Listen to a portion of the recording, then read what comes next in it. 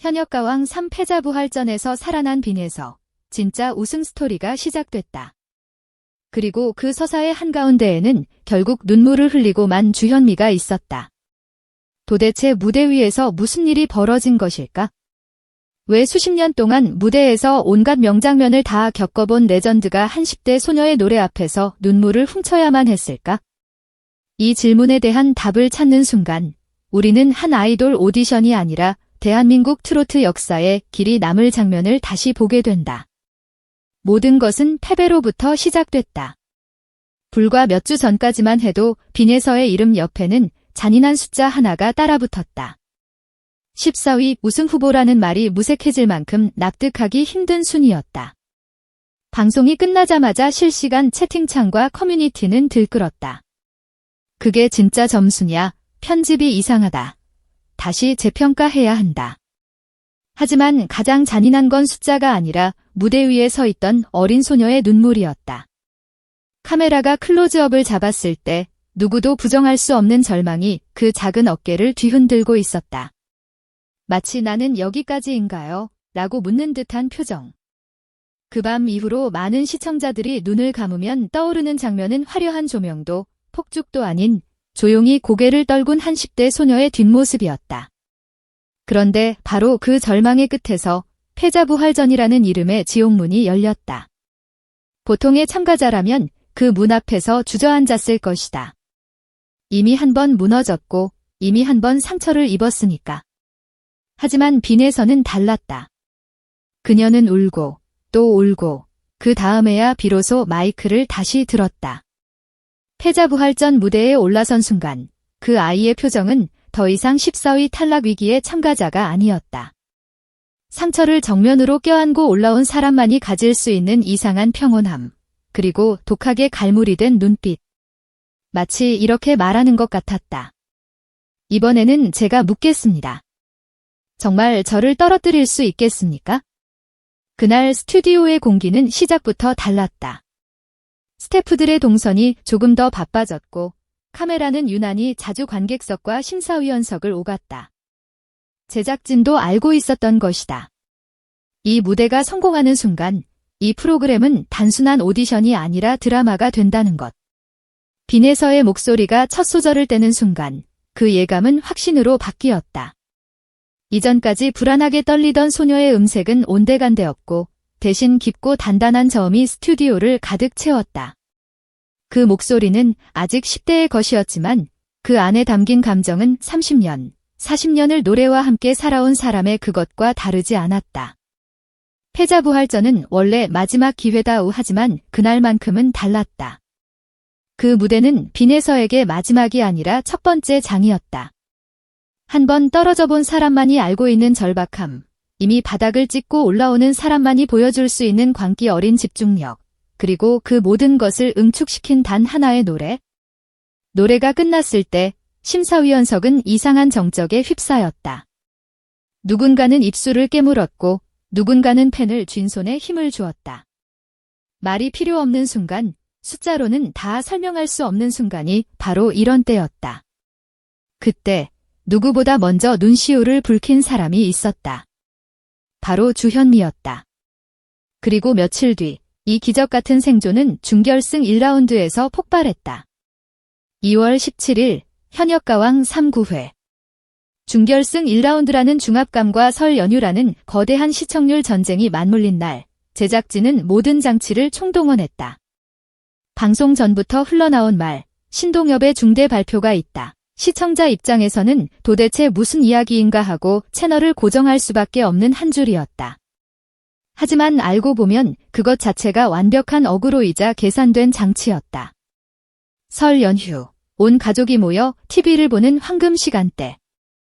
이 기회를 절대 놓칠 수 없는 방송국은 드디어 판을 깔았다. 그 중대 발표의 내용은 대국민 판정단이 뽑은 국민 트로트송 베스트에게 10점의 보너스를 주겠다는 것. 그 영광은 남진의 둥지를 부른 차지현에게 돌아갔다. 뮤지컬적인 퍼포먼스와 화려한 연출, 230점이라는 경이로운 점수. 모든 스포트라이트는 잠깐 그에게 쏟아지는 듯 했다. 하지만 시청자들은 알고 있었다. 오늘 이 무대의 진짜 주인공은 따로 있다는 것을. 그렇게 준결승 1라운드의 한가운데로 마침내 빈에서가 걸어 나왔다. 그녀가 선택한 곡은 주현미의 전설적인 명곡 비 내리는 영동교. 누가 시킨 것도 아니었다. 트로트 역사에 길이 남을 이 노래를 이제 막 사춘기에 들어선 10대 소녀가 자신의 언어로 다시 써 내려가겠다는 도발적인 선언이었다. 첫 소절이 터지는 순간 스튜디오는 또 한 번 정지했다. 마이크 앞에 선 건 분명 같은 아이인데 목소리에서 느껴지는 것은 전혀 다른 차원의 무게감이었다. 하나, 호흡 하나에 과장되지 않은 절제가 깃들어 있었고 애절함은 짙었지만 결코 울부짖지 않았다. 이 노래를 세상에 처음 내놓았던 사람을 향한 존중, 그리고 지금 이 순간 자신만의 곡으로 다시 태어나게 만들겠다는 야심이 절묘하게 섞여 있었다. 카메라는 자연스럽게 주현미를 향했다. 처음에는 평소처럼 차분히 무대를 바라보는 표정이었다. 하지만 2절이 넘어가면서 그의 눈빛이 흔들리기 시작했다. 후렴부에서 빈에서가 한 박자 길게 끌고 나가는 대목에서 주현미의 손이 맞잡아졌다. 오랜 시간 자신을 지탱해온 곡이 전혀 다른 세대의 목소리를 통해 다시 태어나는 순간. 그건 단순히 후배 가수의 리메이크 무대가 아니었다. 자신의 청춘이, 자신의 무대가, 자신의 눈물이 그 어린 소녀의 목소리를 통해 되살아나는 체험이었다. 그걸 어떻게 감정 없이 버텨낼 수 있었을까? 빈에서가 마지막 고음을 치고 나서 숨을 고를 때 스튜디오는 쥐 죽은 듯 조용했다.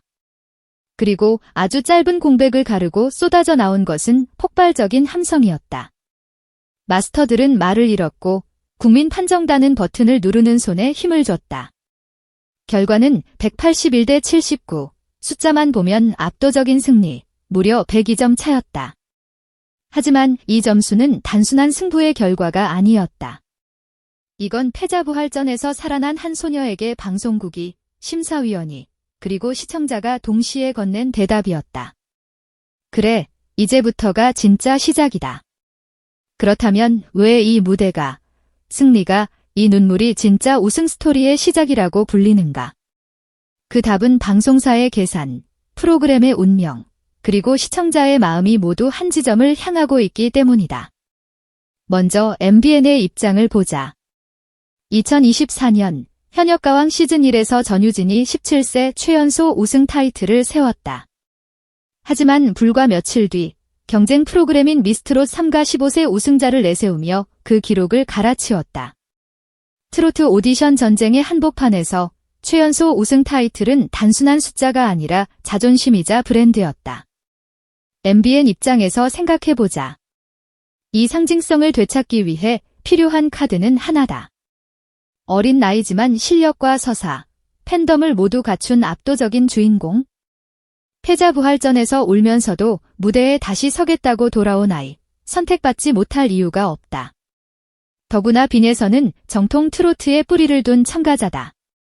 뮤지컬 무대로 다시 돌아갈지도 모르는 차지현, 발라드와 팝의 세계로 향할 가능성이 큰 솔지와는 달리 그녀는 우승 후에도 트로트판을 지키며 프로그램의 이름을 10년 이상 끌고 갈 수 있는 적통자다. 방송사 입장에서는 시청률과 화제성, 그리고 장기적인 브랜드 가치를 동시에 책임질 수 있는 거의 유일한 카드인 셈이다. 소름 돋는 법칙 하나가 더 있다. 바로 막내 바로 위 라인의 우승 법칙이다. 미스트롯 3의 정서주, 현역가왕 1의 전유진. 둘 다 결승 진출자 중 가장 어린 막내는 아니었다. 대중은 가장 어린 참가자에게는 보호 본능을 느끼지만 그보다 살짝 위의 나이대에는 이제는 어른들 세계로 나와도 된다는 인정을 함께 건넨다.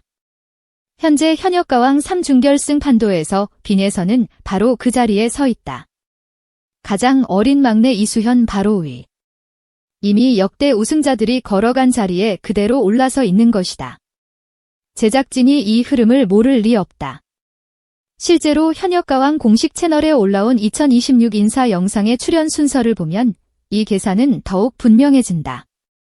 홍지윤, 이수현, 김태현, 빈에서가 앞부분을 장식한다.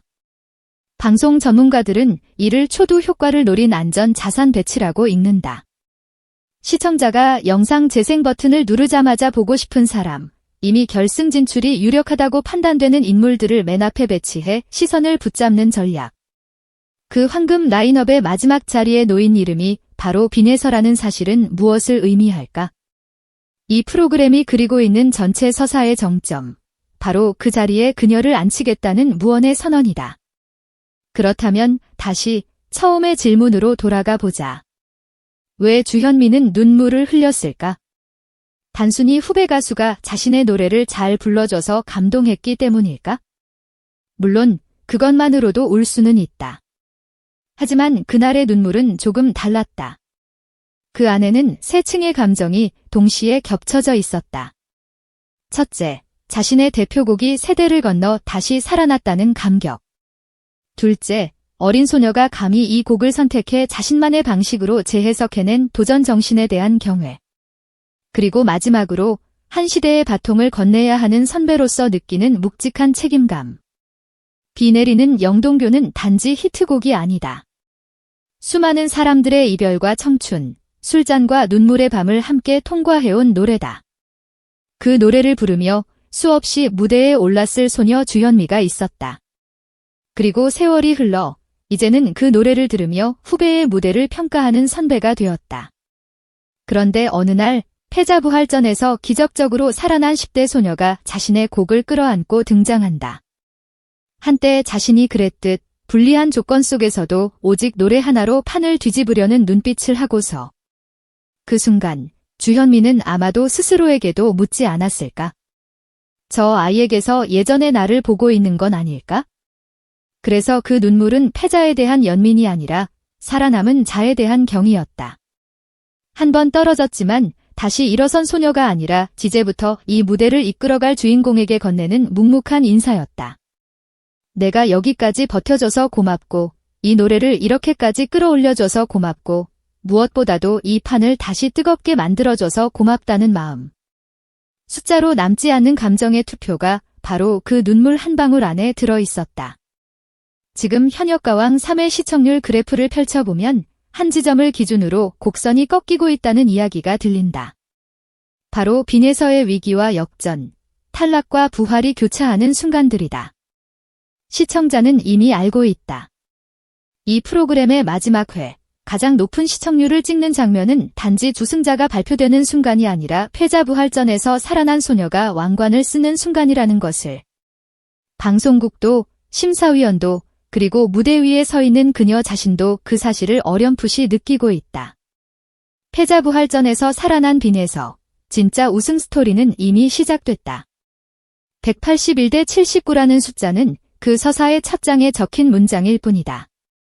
이제 남은 것은 다음 페이지를 어떻게 채워나가느냐 하는 문제다. 필살기를 준비했다고 세상을 뒤집어 놓겠다고 말하던 소녀의 눈빛은 아직 끝나지 않은 이야기의 예고편이다. 그리고 그 이야기를 가장 가까이에서 가장 먼저 이해한 사람이 누구였는지 우리는 이미 알고 있다. 비 내리는 영동교가 다시 흐르던 그날 조용히 눈물을 훔치던 한 사람. 바로 주현미였다. 그래서 이제 질문은 하나로 정리된다. 과연 제작진이, 시청자가, 그리고 역사가 이 서사의 마지막 문장까지 허락할 것인가? 패자부활전에서 살아난 소녀가 진짜 가왕의 왕관을 쓸 수 있을 것인가? 분명한 건 하나다. 설령 결과가 어떻게 끝나더라도 현역가왕 3라는 이름의 거친 파도 한가운데에서 가장 강렬한 빛을 남긴 이름, 패자의 눈물이 아닌 승자의 눈빛으로 기억될 이름은 이미 정해졌다는 것. 그 이름은 빈에서이고 그 순간을 깨운 첫 번째 눈물은 주현미의 것이었다.